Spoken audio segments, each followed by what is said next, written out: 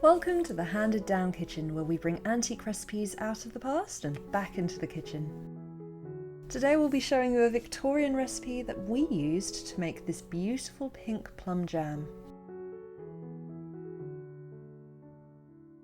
The recipe we've used is from Warne's Model Cookery and Housekeeping book, which was published in 1868, and the recipe is titled To Preserve Plums. It's a bit different to other jam recipes. There's some overnight preparation to be done, so it does require a bit of planning, but it's very easy to make and well worth it. The only ingredients you need to make this jam are the plums and sugar, and we've used preserving sugar. When it comes to measuring out, for every 1 pound of fruit you use, you'll need to use 3/4 of a pound of sugar. We're using just over 1 pound of plums, so that means we need to use just under 1 pound of sugar.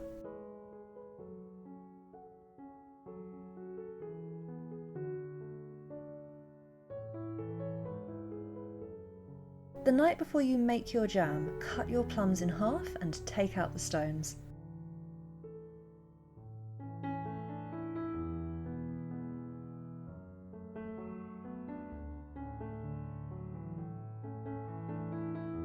Keep the stones to one side, as we're going to use those later on. The recipe says to put the divided plums onto a plate strewn with sugar.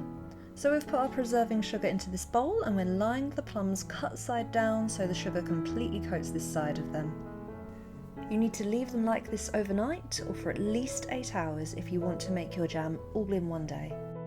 The recipe doesn't say to use any particular variety of plum to make this jam with, so you can really use any type of plum that you like. Just keep in mind different varieties will produce slightly sweeter, lighter or darker jams than others.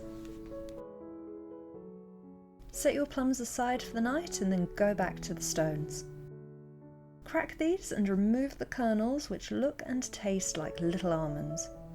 These are going to be added to the jam as it boils and should give it a little almondy flavour. The next morning, bring back your plums, and here is the syrup that's been released as they rested in sugar overnight. Now all the preparation work is done, set a saucepan or a preserving pan if you have one over a low heat, and then pour in your plums, sugar and the syrup.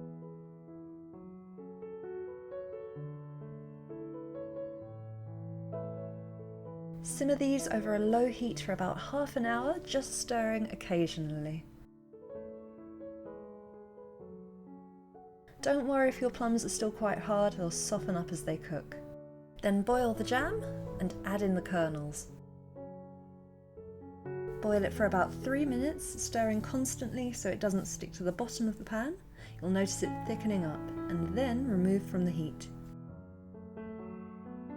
To test whether it's ready, put a drop of jam on a cold plate that's been in the fridge or freezer and nudge it with the back of a spoon. As always, make sure your jam jar is completely bone dry, washed at least 1 day in advance. If there's any hint of moisture in your jam jar, your jam could turn mouldy.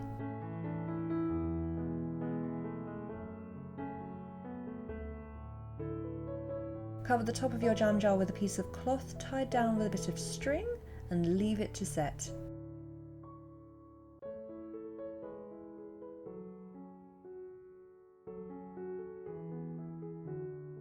And that's all there is to it. Out of this amount of ingredients, we got 2 jars of plum jam, ready to use however we like. Just remember to look out for the plum kernels, they're still in there.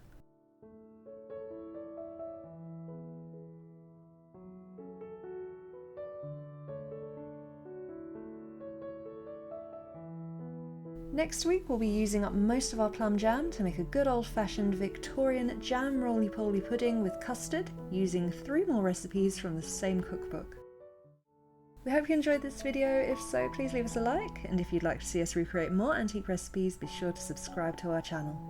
You can also find full instructions for this recipe and many more on our website, linked in the description box below.